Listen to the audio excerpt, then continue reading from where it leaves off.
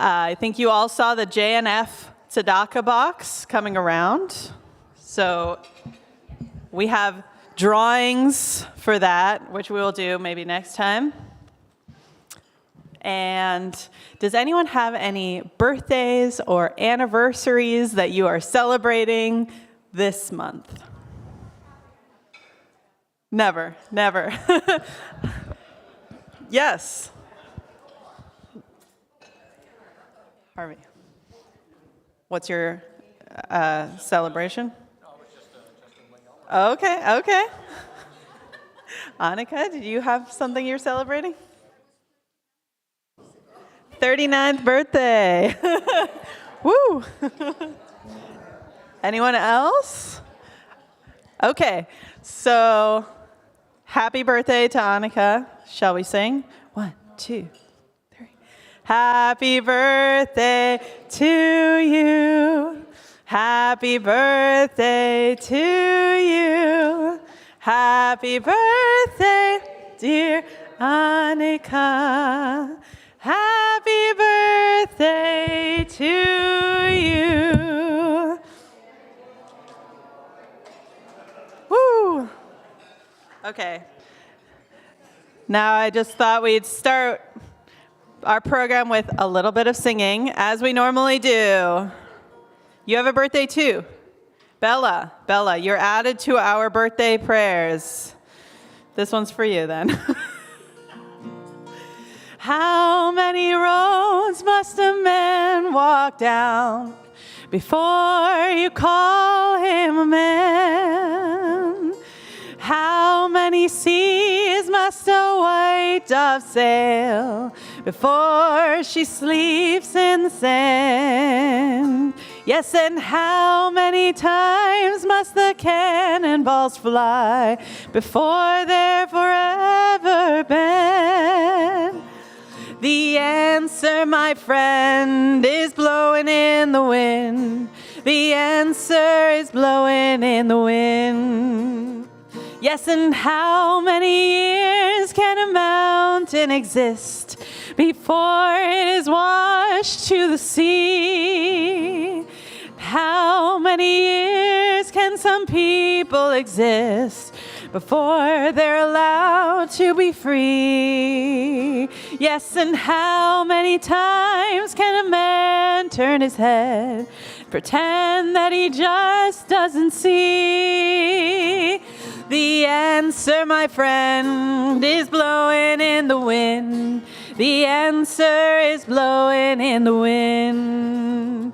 Yes, and how many times must a man look up before he can see the sky? Yes, and how many ears must one man have before he can hear people cry? Yes, and how many deaths will it take till he knows that too many people have died? Last time. The answer, my friend, is blowing in the wind. The answer is blowing in the wind. The answer, my friend, is blowing in the wind. The answer is blowing in the wind. Thank you. Without further ado, I'd like to invite Michael Jacobson, are you coming with him? No. To introduce our special guest today.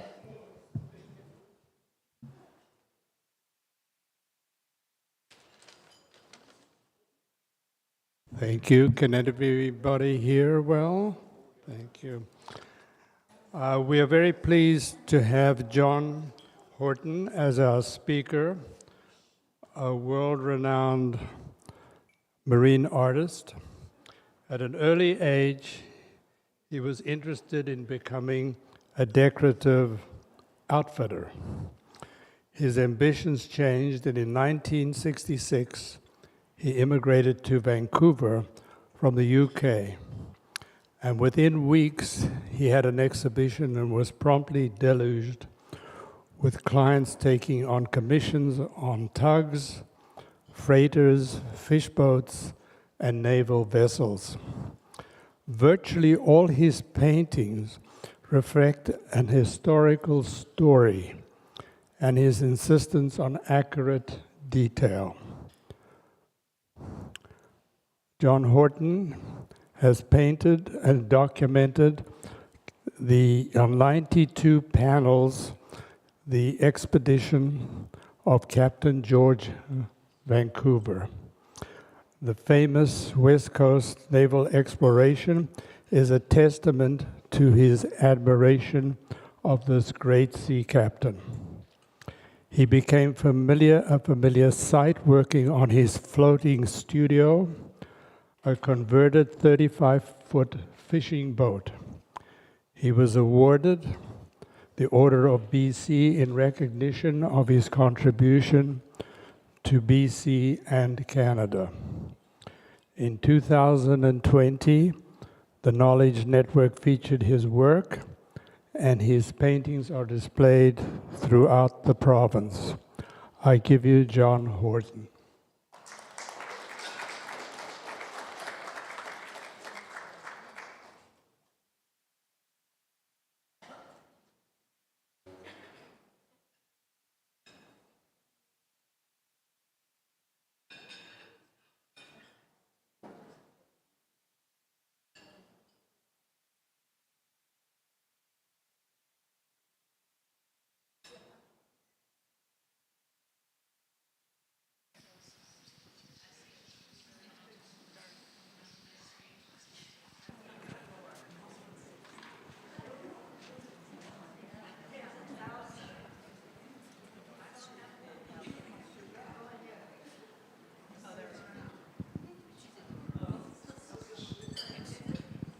Well, good afternoon, everybody.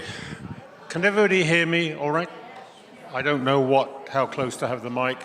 If I have it too close, it's going to boom. So anyway, well, first of all, thank you very much indeed for inviting Mary and I to come here today. Absolute delight to break bread with you and have the opportunity to share this talk with you. Firstly, I'd like to ask, are you all art lovers? Are some of you artists? Very good. Well, I'm hoping that one of the things that this little talk will help you do is, when you look at art, maybe see it in a slightly different light. So what I'm going to talk to you about is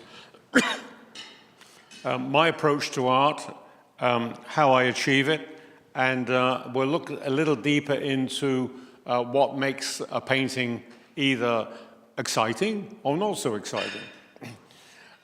And so this is a part of my talk here. There's some of the sketches, because I always start off with a rough sketch to start. That's how I think. I think with a pencil in my hand.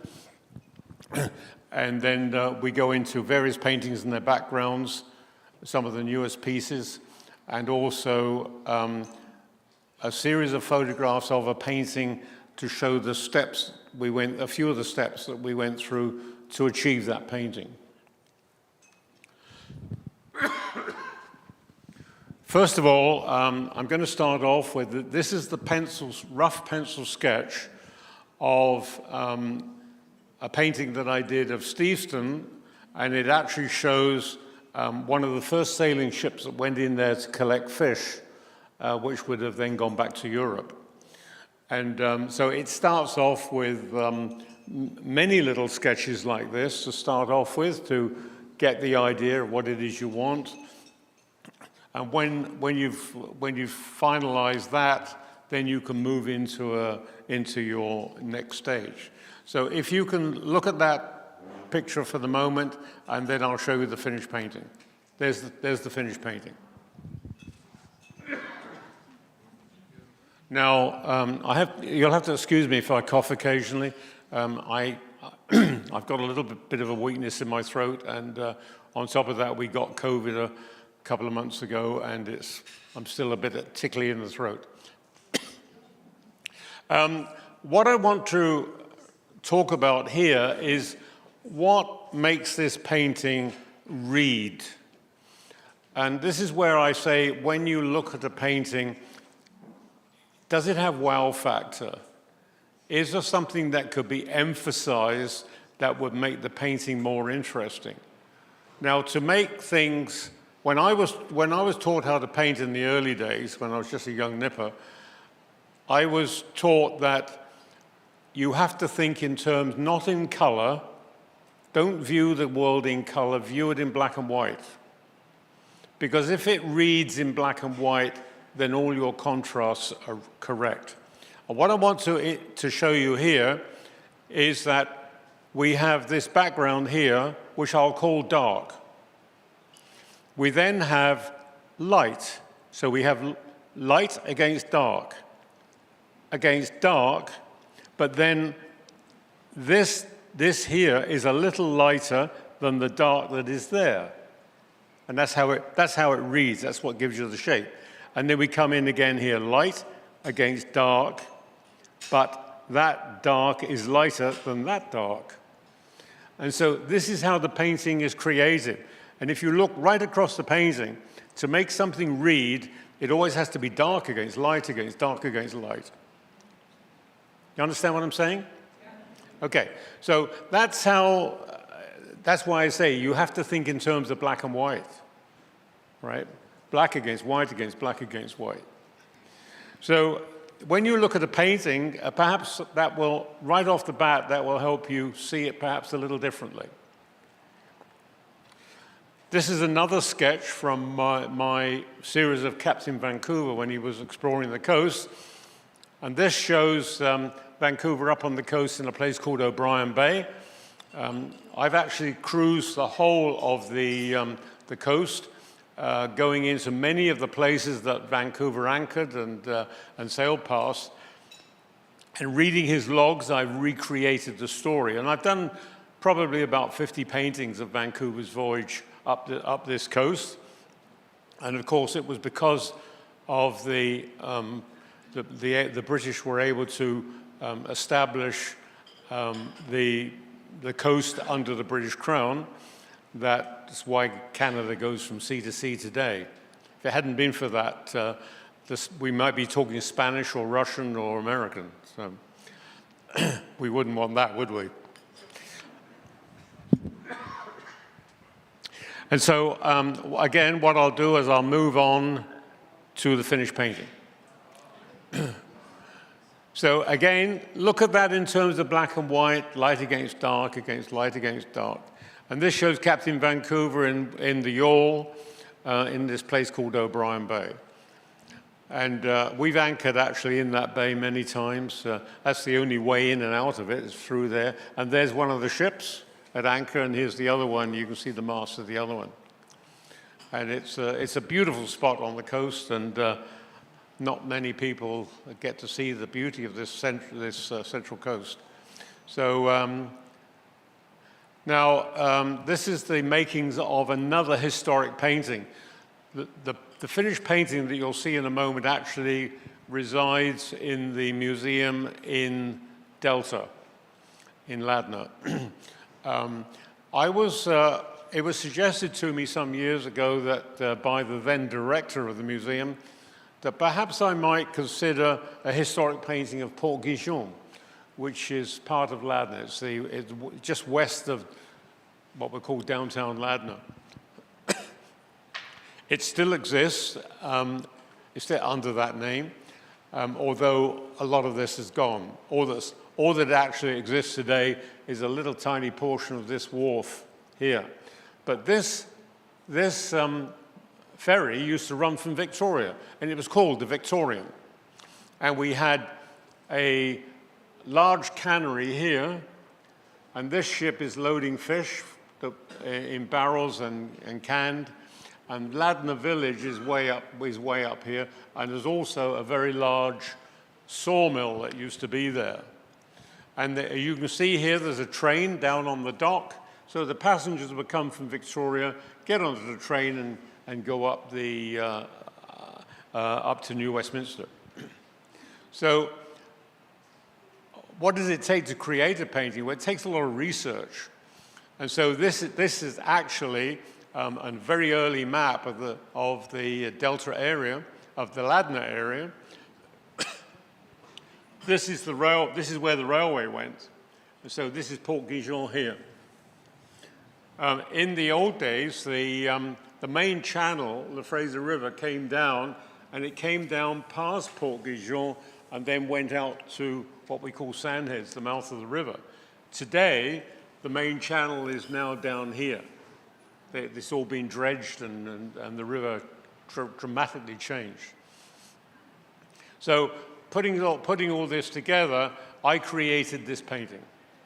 As I say, this painting now hangs in the museum. It was purchased and hangs in the museum. So we've got the Victorian, we've got the train, we've got the ticket office, and we've got the Gijón family home, which is still there today, and the Gijón family still live in it.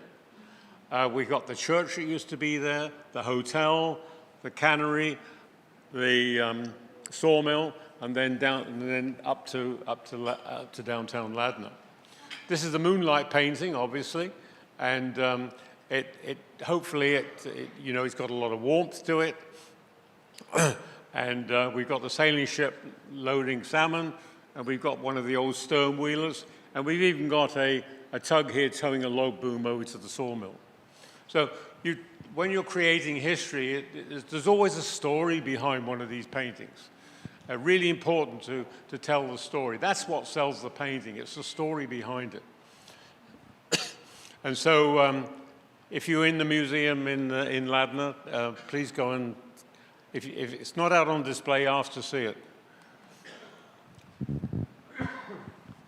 In 2010, well, actually going back further than that, in early 2000, when we had the war on terror, when Al-Qaeda, 9/11 and all that stuff, I was actually sent out to the Arabian Gulf to paint what the Canadian Navy was doing in the war on terror, and I was actually at sea on our ships painting what they were up to. But in 2010 was also the 100th anniversary of the Canadian Navy, and so they put together a contest across Canada where artists could supply a number of suggestions for paintings that the Navy would commission to celebrate and record Canada's history as part of the celebration of the 100th anniversary. And I sent about 24, I think it was, something like that, sketches, watercolor sketches, and this is one of them. And the idea here was that this is after the Second World War, when Canada purchased from the UK an aircraft carrier, and actually that is HMS Warrior, HMCS Warrior when it was in the Canadian Navy, HMS Warrior when it went back to the RN, and I actually served on that ship. I was a Commodore's coxswain on there.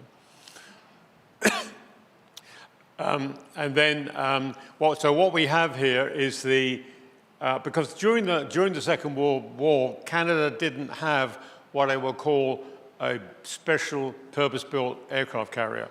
What they did is they converted some merchant ships. They chopped them off, put a flight deck on them, and they became escort carriers and served very well. But this was Canada's actual first purpose-built aircraft carrier. And so this was what we called the changing fleet when the Navy was changing after the Second World War. And anyway, I was actually selected. They were going to commission 6 paintings, and I was actually commissioned to do 3 of the 6, and the 3 other artists did 1 each.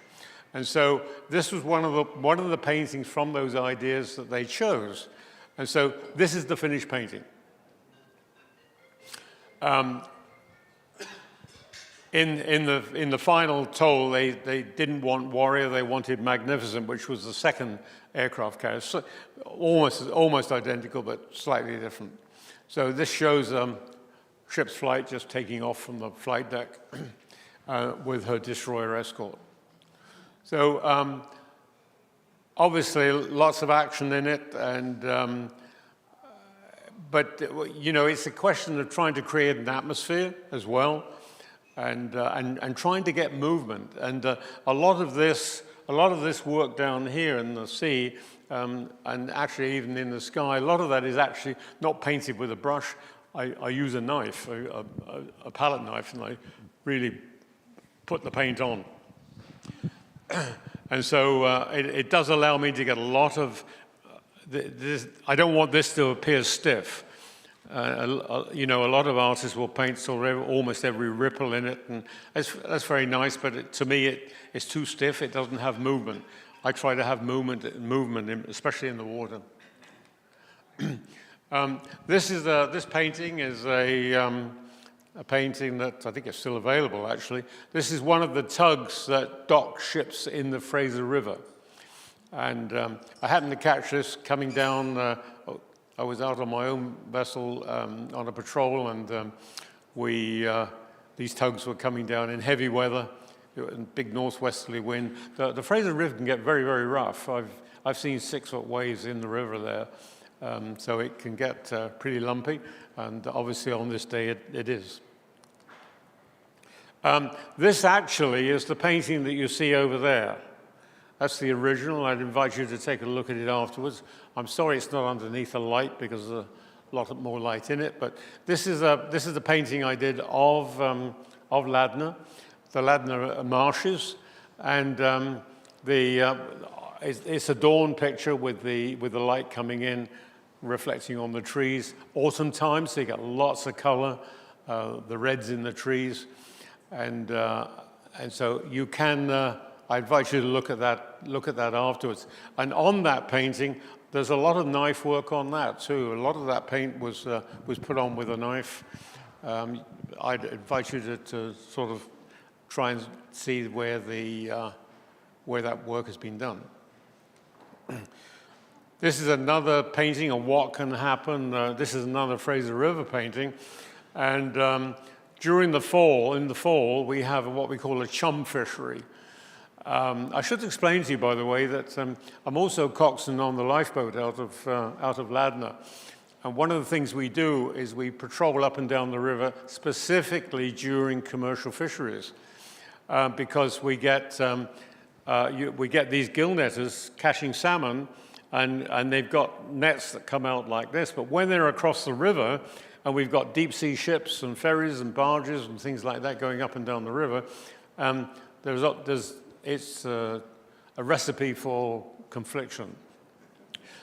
And here, this is typical of what can happen in the fall, when we also get a thick fog, and so the pilot on the freighter cannot see the nets. He can see the vessel on radar, but he can't see the nets. And so we actually go ahead of the deep sea ship, and we go about a mile ahead, and I say to the fisherman, there's a freighter coming up the river, he's going to be here in 6 minutes, you better start getting your net out of the way. So what that does is actually saves an accident from happening. So in the process, of course, it gives me an idea for a painting. And so we call this rite of passage. The gill netters are actually coming astern here, getting his net out of the way. So again, a lot of what I paint is sort of, there's always a story, and that's the story behind this one. This is another painting in the Fraser River. It's one of those sort of magical moments when you get a storm with very dark clouds, and then you get the sun breaks through, and it just lights up everything else around you. And it gives you a chance to really paint something quite dramatic. And we've got this strong northwesterly wind that's coming in with the storm, which can really whip the water up. And so you can see here, this is actually Steveston here behind. So this is Steveston Island. This is where you can drive along here in your car. This little painting is it's quite a small piece.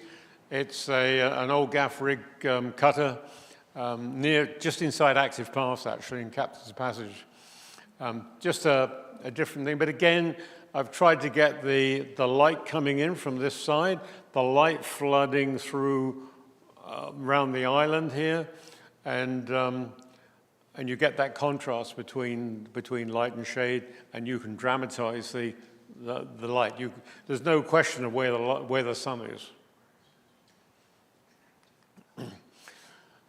This is a painting that if you remember when the tall ships came to Stevenston a number of years ago, well, I created this painting for that moment, and we did limited edition prints of it, and they were sold during the festival there in Stevenston. But this is what Stevenston used to look like in the late 1800s, early 1900s. There were 13 canneries there, and these tall ships used to come in mainly from Europe, and they would take the salmon back to England and the rest of Europe. And of course, they used to have to sail around Cape Horn to get there. And so Stevenston was a really, really wonderful, busy place in those days. They had an opera house and all this all the things that went along with it. And it was quite a bustling place in those days. Not with tourists, but with sailors and people that worked in the canneries. Unfortunately, there was a major fire in Stevenston. Most of this burnt down, but this is the cannery, which is the museum at the end of the west end of Stevenston that you can still go to. And so that was the one building that didn't burn down. But this shows a tall ship being towed in by tugs. And these are the early gill netters that used to go out. They were powered by oar and by sail, and that was the way they caught the fish in those days, when there were plenty of fish. This is on the East Coast. My brain's just gone to mush. Where is it, Mary? Sorry? St. John, New Brunswick. Thank you, St. John, New Brunswick. I'm getting old. This is a painting. I actually had a black and white photograph, an old historic photograph, and I based this painting on it, although I made it a moonlight painting, because I could get a lot of action with the lights coming out of the buildings. And these are the vessels that used to go out onto the Grand Banks, and we have a tug over here. But this is Market Wharf in St. John, and the painting was actually purchased by a gentleman who used to work in a building here at the head of the wharf. He was going to university, and he earned money by working in a print shop, mainly in the middle of the night. He did the night shift. And he said, when he saw that painting, he said, "You know how many times I've looked out of the window of that damn print shop, and that is the view I've seen under the same moon." And so, but isn't it wonderful when you can paint something that will stir such a memory for somebody, you know? That's what makes it all worthwhile.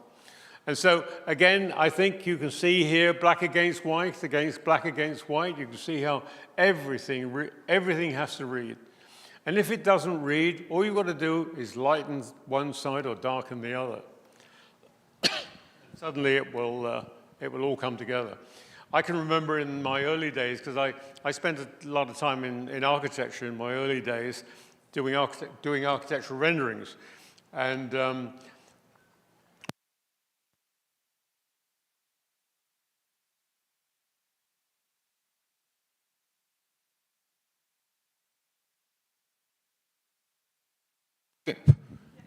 no, it's fine. Yep. I remember he used to come over to my drawing board, and I'd be doing a rendering, and I knew that it lacked something. Or sometimes he'd come over with a sponge and wash it all out, and I'd have to start again. Another time he'd pick up something and he'd darken this and lighten that, and all of a sudden, it just came to light. And I thought, that's absolute magic, you know. And to this day, when a painting is not going right, and it can happen, I look up to heaven and I say, Vic, will you help me? And he always comes through.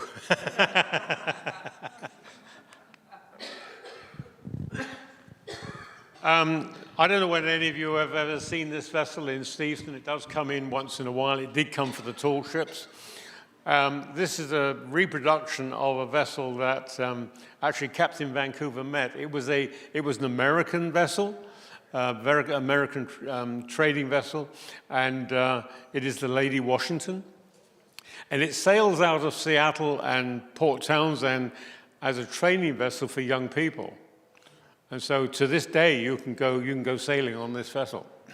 But this shows it off the west coast of Oregon, where Captain Vancouver actually met it. That painting actually was exhibited by the Royal Society of Marine Artists in London. Now, going back to my time in the Arabian Gulf during the Gulf War, this for me was something. I'd never painted anything like this. This was a real experiment. What this is the operations room on one of our frigates, one of the Canadian frigates. This is where the ship is fought from. The torpedoes are fired, the guns are fired, the ship is controlled, it is steered, everything else. It's all done down here in the control room. It's not done up on the bridge. Because of warfare the way it is today, with chemical warfare, atomic fallout, all that sort of stuff, you have to be well protected, and so that's why everything is done down here. So what these crew members here are doing, they're directing all the operations of the ship, and that is the captain right there. That's the captain of the ship. He's not up on the bridge; he's down here. Okay. And you say, well, why are they wearing this funny outfit? It's called anti-flash gear. So that if the ship took a hit and there was an explosion inside the room, it protects your skin from the flash. All right? This stuff was invented during the First World War, and it is still worn today. I wore that because when I was on Warrior, we went to the Pacific Ocean and we exploded 6 hydrogen bombs as tests out of Christmas Island. And we were on the flight deck 12 miles away from a hydrogen bomb exploding. And that's what protected me from having my skin burnt by the flash of the hydrogen bomb. By the way, I glow in the dark.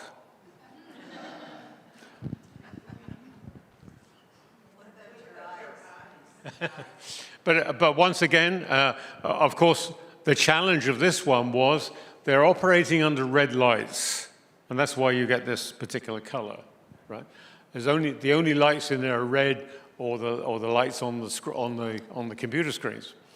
And so this was a real challenge for me because I'd never painted anything like this before. But I was thinking in terms of black and white, and so you've again here, look here. Dark against light against dark, light against dark. All right, it still has to read. Now, we're almost at the end, but what I'm showing you now is some of the steps that we go through to actually produce a painting. So this is a painting in Venice. This is the sketch. On the actual canvas, an early sketch of the gondola shipyard in Venice. This is where they build and repair gondolas. And what they're doing here is they're pulling a gondola up out of the water. And so what you can see here is I've roughed it in charcoal, right? And then I've started to build some values with a thin wash of color. Didn't matter what color, it could be any color you like. I just wanted to start putting in some of the shadows and start to work towards how I was going to get this dark against light against dark against light. And so what I'm doing here, I'm dealing in one color because I'm thinking in black and white. So I'm building my shadows. I'm building some of the half tones, so we've still got dark against light here, all right? We got dark against light, dark against, well, we're still working that one out. You can see the shadows here in this and what have you. Then we start to work this out to the next stage, where we start to put a little bit of color into the finished painting. We're already starting to perhaps finish some of the areas, and then developed even more. As you can see, we've got reflection from this boat in the polished side of this one. A lot of this is now finished up here. And some of this is finished. I'm now working towards the front of the painting, and that is the final painting.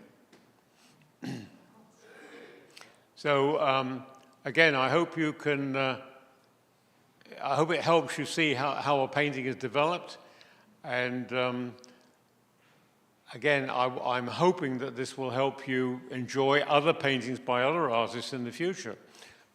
Because you will now go away and say, what is the wow value in this particular picture? Why am I attracted to this particular painting? What is it that draws me to it? This is another painting of Steveston, early in the morning, a dawn painting. Quite a simple piece. And this one is in Finn Slough in the Fraser. As you can see, I paint a lot of the Fraser River, not exclusively, but I do paint a lot. So this is in Finn Slough, if you know where that is, just east of Steveston. That one you saw. Okay. So I don't know who that fellow is, but he's trying to be an artist. And you can see that's the Port Guigon painting being actually on the easel. And so that's where I spend a lot of my time. That's my retirement project. You don't let me retire. And so that's my presentation.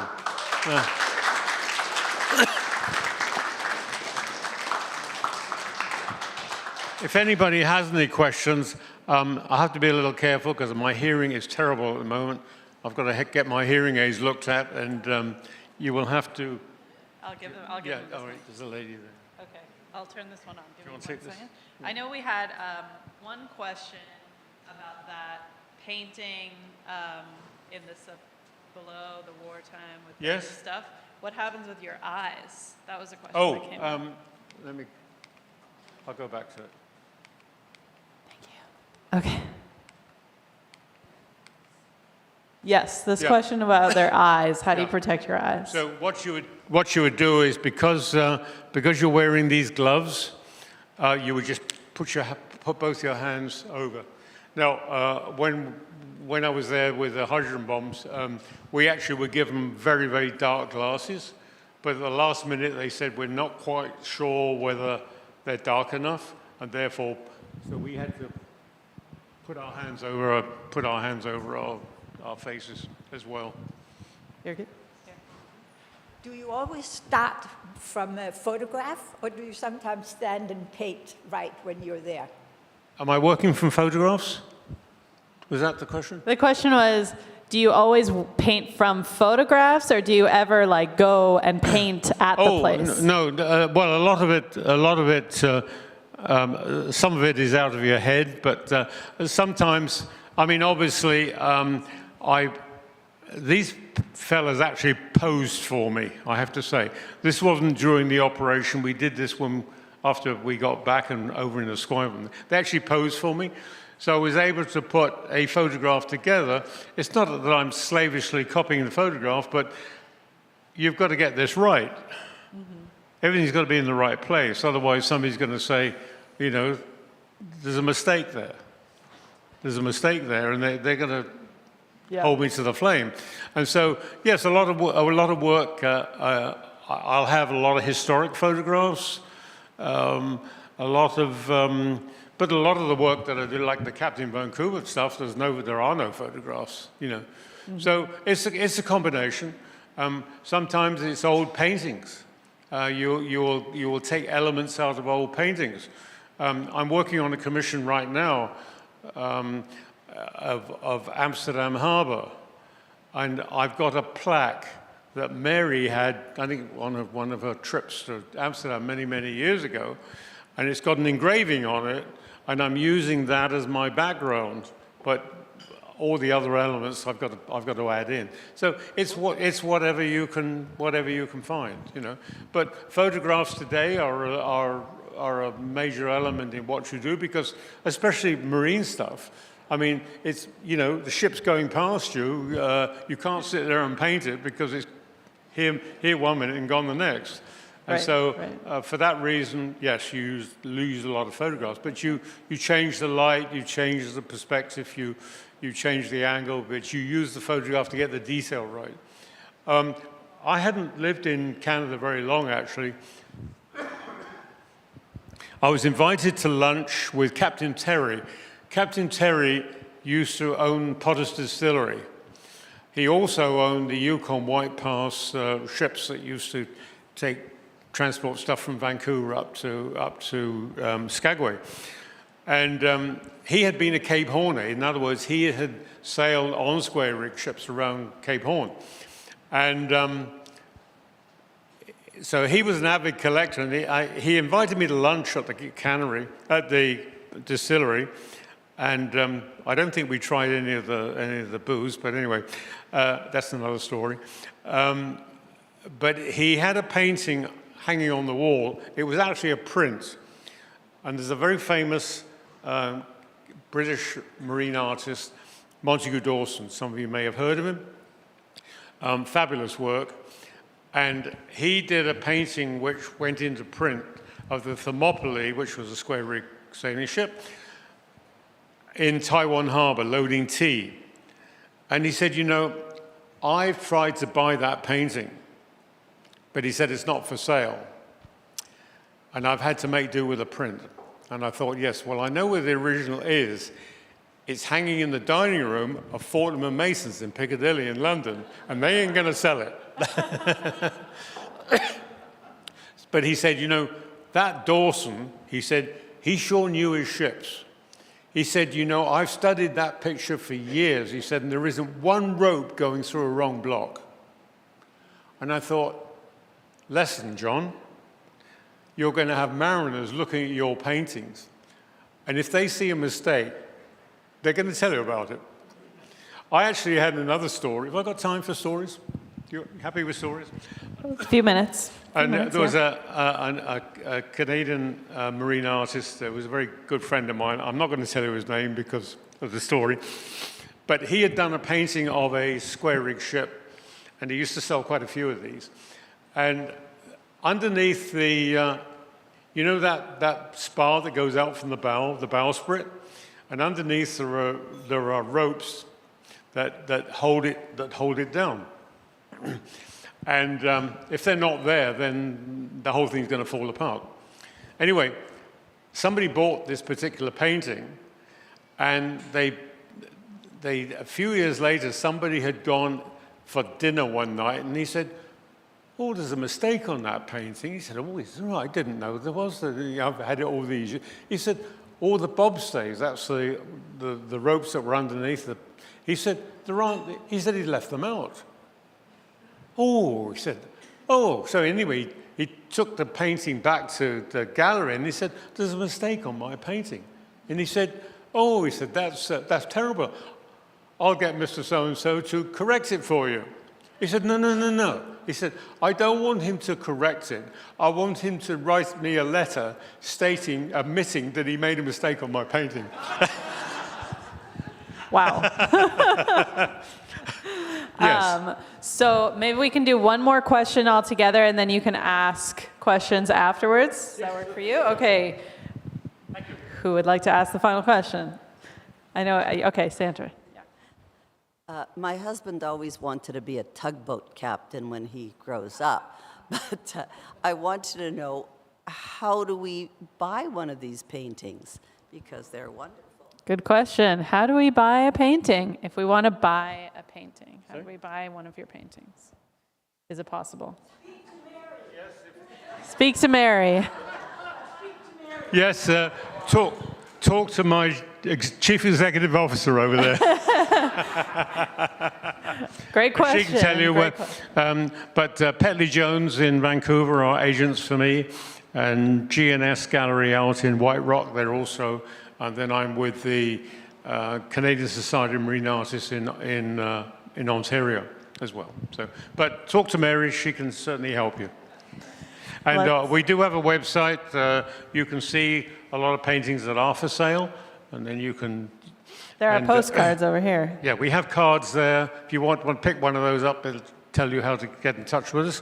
And we also have, they're $10 each, but which I think is half price. But this is the illustrated catalog that was put together in 1992 for a big exhibition they did to celebrate Captain Vancouver's 200th anniversary of him arriving on the coast. And there are a lot of the paintings are in here, and also an abbreviated story about the importance of Vancouver's voyage. So please help yourself. Mary will see to you about those. Thank you. Thank you. There we go. Well, on behalf of Temple Sholom and our group here, I just wanted to thank you so much for this very interesting and beautiful presentation. Thank you so much for coming. I think we all learned a lot about art, light and dark, and also just being able to appreciate and see all of the experiences that go behind each of these paintings. Wait for the movie. There you go. To be continued. Okay, wonderful. So thank you all for coming. Thank you. One more round of applause for John. Thank you. And have a wonderful afternoon.